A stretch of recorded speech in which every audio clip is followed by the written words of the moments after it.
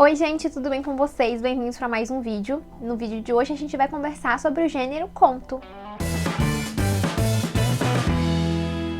Seguindo naquelas séries de vídeos que eu me propus a fazer para a gente conversar sobre alguns gêneros, hoje o gênero escolhido é o conto.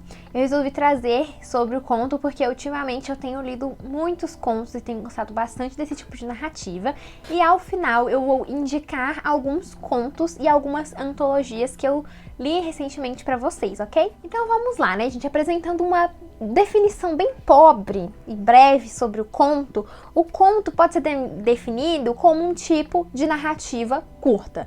Mas essa é uma definição bem pobre para o conto, porque, por exemplo, as novelas e as crônicas também são um tipo de narrativa curta. E muitas vezes eu vejo algumas pessoas confundindo novela com conto devido a esse tipo de definição, de ser uma narrativa curta. Nem sempre, tá? No geral são narrativas menores que romances, mas às vezes nós temos novelas do tamanho de um conto, contos que são maiores, contos que são menores, contos de quase 200 páginas, de 100 e poucas páginas, às vezes contos de, sei lá, 30 páginas. Então, assim, essa não é uma boa definição. O que a gente faz para poder identificar aquela narrativa enquanto um conto é observar certas características que hoje eu vou discutir aqui com vocês. Então, pensando na sua origem, o conto ele está ligado de certa forma a histórias como As Mil e Uma Noites, porque o conto ele vai ter uma construção específica e que tem um resquício dessa tradição oral que vem dessas narrativas de moldura como As Mil e Uma Noites, que é esse jogo entre um interlocutor implícito, tá? Então a gente vai ter uma enunciação aqui que ela vai se persistir, tá? Então a gente vai ter esse caráter. O que irá permanecer no conto moderno é o ouvinte, por isso tem essa característica, essa ligação com a contação de histórias oral. A gente vai ter essa sombra daquele que escuta. Então, a partir disso, por ser uma narrativa curta, né, e isso vai se diferenciar, por exemplo, dos romances, o conto, ele é pensado para gerar um efeito instantâneo, tá? E aí, gente, pensando nesse efeito, a gente vai discutir aqui hoje duas teorias, tá, apresentadas, uma pelo Poe e uma pelo Julio Cortázar, a do Poe de que o conto ele é um conto de intensidade e do Cortázar um conto de tensão. Mas a gente já vai chegar nisso, ok? Então, assim, o que a gente faz? Quais as características que marcam essa narrativa para que seja um conto? Primeira delas, uma narrativa curta. Mas isso é muito, muito pobre de se dizer. Segundo, o conto ele vai ter poucas personagens. E essas personagens, elas vão se movimentar, tá? Elas vão agir em torno de uma ação. E essas personagens, elas nem sempre vão ser aprofundadas, ok? A gente vai ter uma apresentação muito rasa dessas personagens. Tem personagem ali que a gente só vai saber o nome, tá? Às vezes pode acontecer. O conto, ele também é marcado por acontecimentos breves, tá? Então a gente não vai ter grandes acontecimentos ou muitos acontecimentos. São acontecimentos sem grandes complicações de enredo. As ações vão se encaminhar para um desfecho. Então, tudo aquilo que acontece em um conto vai se encaminhar para este grande fim. E aí ele vai ter um único eixo temático e um único conflito, tá? Um conto ele não vai se desenrolar em vários conflitos. A gente vai ter um único e principal conflito nos contos, ok? E a outra coisa, que é uma característica do conto, é essa unidade de efeito. E aí a gente entra nessas teorias apresentadas pelo Poe e pelo Cortázar. O conto, ele vai ter que passar uma impressão ou uma tensão. Então ele vai ter característica, essa brevidade, essa contenção ou uma intensidade. E aí a gente entra na teoria apresentada pelo Edgar Allan Poe no seu ensaio A Filosofia da Composição, a partir do seu poema O Corvo, né? É poema mesmo? Então, Paul, a partir do seu texto, da sua criação, que é O Corvo, eu sei que O Corvo não é um conto, tá? Mas toda a teoria, toda a explicação que ele coloca ali também se encaixa para o conto. Então é estranho utilizar este texto como teoria do conto, mas a gente usa, ok? Então, nesse texto, a filosofia da composição, o Paul vai contar pra gente todo o processo dele de construção do Corvo, como que foi pensar nessa narrativa e no efeito que ele queria gerar com aquela história, tá? E isso é muito importante na construção de um conto, ok? Então, o Paul, ele vai dizer que o conto, ele deve ter uma dimensão. Como assim uma dimensão? Né? Esse texto, ele deve ser lido de uma sentada só, tá? O conto, ele deve ser uma narrativa criada para você sentar e ler ele de uma vez. Porque senão, se você vai começar a ler e tiver que parar, todos os acontecimentos do mundo exterior irão interferir na sua leitura e aí vai perder aquele sentido, aquele efeito que se propõe a gerar. Então, ele deve ser lido de uma vez, tá? E aí, falando disso, a gente tem sobre a unidade de efeito, tá? E que vai depender dessa duração, por isso que o conto ele deve ser lido de uma sentada, para que essa unidade de efeito, ela se concretize. E aí o Paul, ele diz o seguinte sobre isso. A brevidade deve estar na razão direta da intensidade do efeito pretendido, e isto com uma condição, a de que certo grau de duração é exigido, absolutamente para a produção de qualquer efeito. Então ele aponta que a duração dessa narrativa, ela vai estar diretamente ligada à construção do efeito desejado. E aí o Paul vai dizer que para conseguir esse efeito, o conto ele deve ser pensado a partir do fim. Como assim? Para construir esse efeito, toda a intriga, toda a narrativa, ela deve ser elaborada a partir do final do conto, sabe? Então, é importante definir o efeito da obra. Qual o efeito eu pretendo gerar no leitor com a minha narrativa? Isso é extremamente importante para o Paul. Então aí ele vai abordar essa questão do assuntos mais os incidentes que serão encaminhados para a construção desse efeito. Qual a relação entre o tom da obra, os incidentes, para que esse efeito se concretize, tá? E aí ele aponta sobre a importância do espaço e a ambientação, onde que esse conto está sendo ambientado, é no espaço aberto, é no espaço fechado, qual a ambientação, sabe? E aí ele comenta sobre a construção do corvo, de que a princípio ele tinha pensado num lugar aberto, bem aqueles cenários de contos de terror, mas ele muda para um espaço fechado, tanto que, né, a gente tá ali dentro de um cômodo, e aí tem aquele busto de Palas, né, acho que era isso mesmo. Então, assim, ele comenta sobre toda essa construção para ele. Aí vem a complexidade junto da sugestividade, e isso é importante porque é o equilíbrio, tá, para você construir o efeito, que tudo vai se encaminhar para o grande evento final. Um exemplo, usando o próprio Paul no seu conto O Coração Delator. A gente começa um conto com aquele homem falando que é verdade, o conto já começa, é verdade, né? E aí ele fala que ele é nervoso, extremamente nervoso, com esse narrador que vai falando isso, uma repetição. A gente tem uma repetição nesse conto que vai gerando, que vai construindo esse efeito. Então o tempo inteiro o narrador tá falando, não, que é verdade, eu sou nervoso, inteiramente nervoso, mas eu não sou louco. E aí ele vai falando isso. E aí ele começa a descrever uma situação com o velho lá, para tudo se encaminhar àquele grande final, né? E a gente também já tem uma relação com o título, né? Que é O Coração Delator. A gente lê e a princípio não vê essa relação, mas que está pensado a partir do fim. Daí você já vê que o próprio título do conto também é pensado no final, para o final daquele efeito, daquela obra, do grande acontecimento. Agora, tratando um pouco sobre a teoria apresentada pelo Cortázar, que ele vai dizer que o conto, ele é um conto de tensão, tá? E aí ele vai fazer uma relação do conto com a fotografia. Por quê? A fotografia, ela vai passar um efeito a partir da construção de imagens. E aí o conto, ele vai passar o seu efeito a partir dessa construção. Vocês estão pegando aí o que eu tô querendo dizer, né? E aí, a partir de um enquadramento, ou seja, uma perspectiva, é possível construir uma narrativa, sabe? Então ele vai fazer essa relação com as imagens.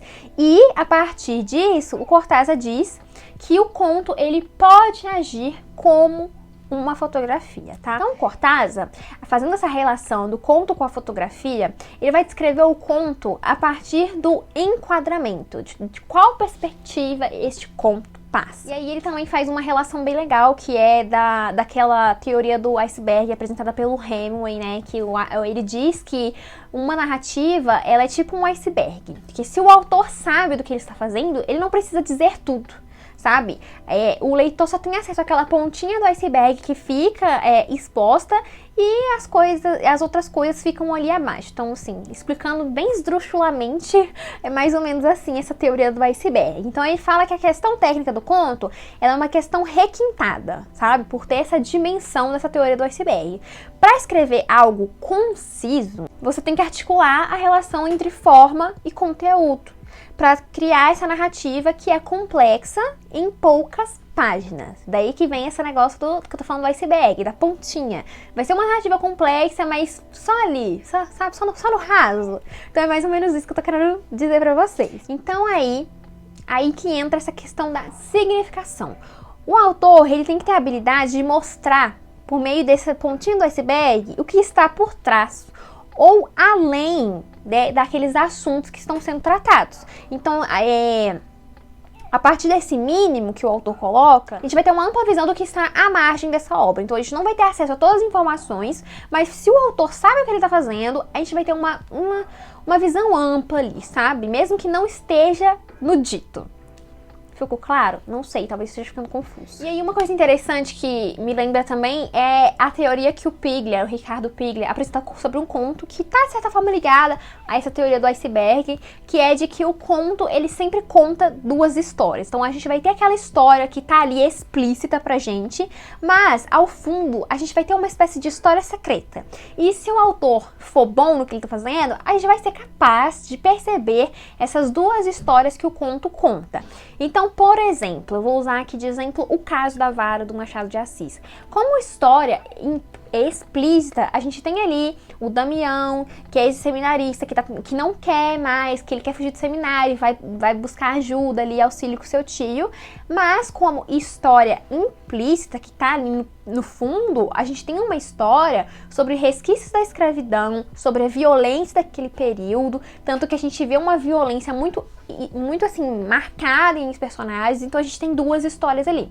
A gente ama essa teoria do Piglia, de que o conto conta duas histórias. Ai, toda vez que eu tô lendo um conto, eu fico analisando se tem duas histórias ali mesmo. Ai, acho sensacional. Enfim, né, e aí a partir disso, a gente essa capacidade de mostrar que o que o conto está representando de forma indireta, sabe? Então, o caso da vara, como eu tô usando como exemplo, ele a princípio tá contando essa história desse seminarista que não quer ser padre, mas no fundo, ele tá discutindo ali outras questões. Ele tá falando sobre racismo, ele tá falando sobre violência. Então, aí entra essa questão sobre dizer aquilo de forma implícita.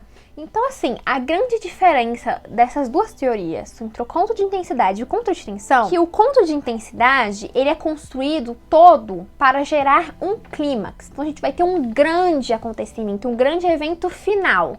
Então, o conto, ele é pensado a partir desse fim, a partir desse grande evento, para gerar um efeito e ter esse clímax no leitor. Agora, o conto de tensão, e um exemplo é os contos do Tchekov.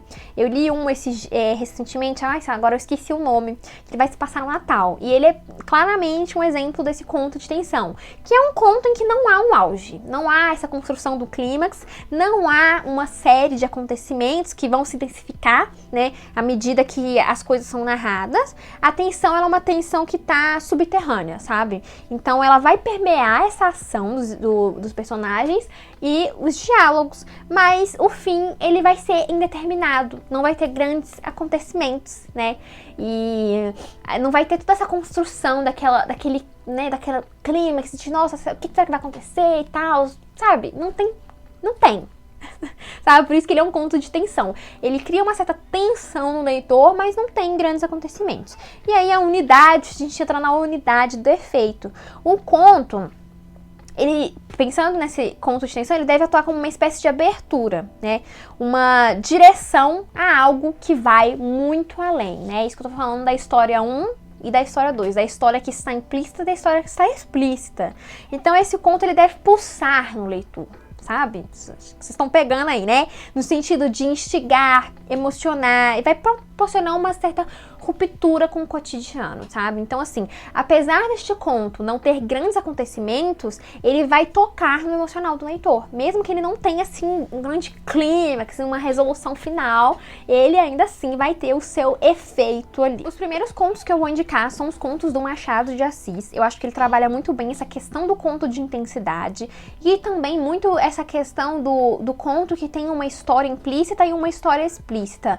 Por exemplo, os contos que estão nessa antologia, né? São contos que a princípio eles vão contar uma história, mas que no fundo tem uma grande crítica ali ao racismo. E aí eu vou deixar aqui como indicação Pai contra Mãe e o próprio caso da Vara, que eu usei como exemplo, né? Recentemente eu fiz um trabalho sobre Pai contra Mãe. Talvez eu disponibilize aí pra vocês lerem. Onde que eu fiz essa análise a partir da teoria do Poe. E aí eu acho que ele trabalha muito bem essa questão da intensidade aqui na construção do conto. Outro conto que eu vou indicar pra vocês é o Bliss, da Katherine Mansfield. Não sei se é assim que eu tô pronunciando. Este conto, ele às vezes é traduzido como êxtase, enfim. Se eu achar alguma antologia que tenha ele, ou como ele está sendo publicado no Brasil agora atualmente, eu vou deixar ele aqui, tá? E também vou deixar a capa antiga dele. Se eu não me engano, tinha uma edição que saía com esse mesmo nome, de Bliss, pelo Kozak Naif, ou alguma outra editora, posso estar enganada. E este conto, ele é um exemplo de conto de tensão, um conto onde que a gente não vai ter, assim, um grande acontecimento ali, sabe? Mas que ele vai estar ligado ao cotidiano e vai gerar certo efeito no leitor. E, gente, esse conto, ele é, nossa, sensacional, cara. É um conto incrível, sabe? Eu tenho dificuldade de fazer uma sinopse sobre ele, porque, vocês têm que ler. É só isso que eu digo, porque ele é muito bom. Agora, outro conto que é um exemplo de conto de intensidade é A Fugitiva, da Alice Munro. Ele está presente no livro Fugitiva, publicado pela Biblioteca Azul. E é um conto incrível, cara. Meu Deus do céu, que conto incrível. E esse conto, né, alerta de gatilho, tá? A gente vai ter relacionamento abusivo aqui, então já deixo aqui um aviso pra vocês. Então, neste conto, a gente vai acompanhar uma mulher que ela está em um casamento abusivo, presa a este relacionamento, do qual ela não consegue sair. E aí a gente vai ver uma relação dela com uma cabra que sumiu. Então o conto meio que começa falando sobre essa cabra que fugiu. E a gente pensa que a relação do título do livro está com o fato da cabra ter fugido, mas não é bem assim. A gente vai ver que quem é a fugitiva aqui é outra pessoa. E, gente, atentem-se essa questão de fugir, sabe? Porque a Carla, ela vai realmente fugir em um dado momento, sabe? De entrar no ônibus e ir. Mas o grande ponto deste livro não é apenas este momento. É o tanto que essa mulher foge, entendeu? Essa mulher, ela tá fugindo desde o começo do conto. Então, quando vocês forem ler, vocês analisem isso, tá bom? Então, é um conto de intensidade, ele é todo construído pra chegar a um final, e é um final, nossa, muito perturbador, meu Deus do céu, e, né, deixa o alerta de gatilho aí, tá bom? Agora, outro conto que é um conto de tensão é o Edixon Repulux, que eu não sei se estou pronunciando certo, que ele é da Joyce Carol Oates. Nossa, esse conto, ele é sensacional, gente, meu Deus. Ele é um exemplo de conto de tensão, tá? Esse conto onde que não tem um grande evento, não há grandes acontecimentos. Aqui a gente está num mundo distópico, onde as pessoas compram esses Repulux, que é uma espécie de robô, e elas podem comprar ele de diferentes personalidades. E aí a gente começa a história acompanhando um casal que está decidindo a adquirir um Repulux. E aí esse Repulux pode ser a figura do Van Gogh, de qualquer grande personalidade que morreu. E aí a esposa decide comprar a Emily Dickinson, porque ela gosta de poesia e ela é muito fã. A gente vai ter uma questão nesse conto aqui sobre a subjetividade, isso é muito importante, tá? E também sobre essa questão do consumo, do deter posses. A autora pega uma coisa da nossa sociedade, que essas duas questões da subjetividade e do consumo, e leva a um extremo, sabe? E também deixa o alerta de gatilho aqui, tá? Não sei se eu posso falar a palavra, mas enfim, basicamente vai ter abuso tá? Então, ele também tem certo gatilho, um conto pesado. Ele está em uma antologia chamada Descanse em Paz, que era publicada pela Leia. Eu acho que hoje em dia não acho novo mais, talvez em sebo. Onde que a autora tem essa proposta. Ela pega alguns autores que morreram e desenvolve algumas narrativas a partir disso daí. Então, acho que vai ter um sobre Poe, tem esse da Emily Dickinson. E ela usa características da vida dessas pessoas mesmo, né? Igual a Emily Dickinson, se eu não me engano, ela é essa figura da mulher que nunca saiu de casa, que ficou em casa cuidando dos pais, que teve os seus poemas censurados pela família. Então a gente também vai ter um pouco disso no conto. Ela foi uma mulher, de certa forma, controlada, sabe? Então é interessante a gente ler este conto pensando na biografia da Emily Dickinson. Agora, eu tenho que indicar um contos, né, do meu autor favorito. Eu vou indicar aqui pra vocês Stephen King com seu Sombras da Noite, a sua primeira antologia de contos. Gente, assim, eu não sei dizer aqui muito bem pra vocês, porque agora eu não vou lembrar com exatidão se todos os contos aqui são de intensidade ou de tensão, mas pelo que eu me lembro, alguns contos vão ser de tensão e outros vão ser de intensidade, tá? Ele faz uma mescla dos dois, seguindo essa teoria. E aqui a gente vai ter contos de terror, tá? Mas pode ir tranquilo, tá? Porque não são todos que são assustadores, tem uns que são mais pesadinhos que os outros, mas assim, eu gostei de todos e são contos com essa temática do que está à espreita na noite, nas sombras, sabe? A gente vai ter um conto aqui que se passa em Jerusalém Slot, né, que é a cidade de Salem, contando um pouco sobre a origem da cidade. E são contos assim, meio que se passam durante a noite, com grandes, alguns com grandes eventos, outros nem tantos grandes eventos. Então, eu acho que a maioria dos contos aqui são de intensidade, mas eu super recomendo. Eu adoro o Stephen King enquanto contista. Eu acho que ele faz uns contos sensacionais, sabe? Se você tá querendo conhecer o autor também, eu acho que os contos dele são uma ótima oportunidade. Outra antologia que eu vou indicar pra vocês, dessa vez é para aqueles amantes de fantasias e amantes de canalhas, O Príncipe de Westeros e Outras Histórias. Apesar do título meio nada a ver que a saída de emergência colocou nesse livro, aqui os contos não se passam em Westeros, tá? Aqui nós vamos ter contos de fantasia com a temática de canalhas. Então os personagens desses contos são todos canalhas, são personagens que não prestam, tá? E se eu não me engano, todos os contos aqui vão ser contos de intensidade, que vão se encaminhar para um grande final. A gente tem aqui O Adulto, da Gillian Flynn, né, que aqui ficou com o título de Qual a Sua Profissão, que ele é um conto que ele é construído de uma forma que ele gera um clímax, que quando os grandes eventos acontecem, a gente já tá lá naquele jeito, no pique, sabe? E são contos perfeitos pra seguir o que o Poe fala, de ler de uma sentada só, pra você não perder aquele efeito construído. Principalmente O Adulto, sabe? Você tem que ler assim de uma vez, pra você ter aquele grande efeito. A gente vai ter também um conto do Patrick Rothfuss aqui, um conto do Neil Gaiman, do Scott Link, que é o autor de As Mentiras de Locke Lamora.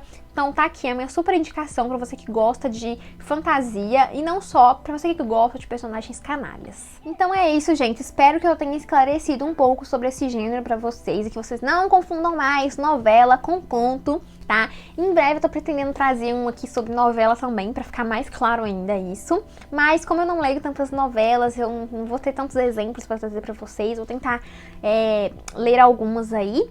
Se você gostou, não esquece de deixar o seu like, comenta aqui pra mim se você ler contos, se você gosta desse gênero. Eu particularmente tenho gostado bastante, comprei umas antologias de conto aí pra me ler, né? Em breve trago mais aí resenhas pra vocês. E se você ainda não é inscrito no canal, se inscreva e ative o sininho. Se você quiser ajudar o canal de alguma forma, eu tenho meu link de afiliada na Amazon. Se você quiser comprar qualquer um desses livros citados ou qualquer outra coisa na Amazon, comprando por esse link, eu recebo uma pequena comissão e você não gasta nada além do que já vai gastar comprando os seus livrinhos, Kindle, seja lá o que for. Então é isso. Beijos e até o próximo vídeo.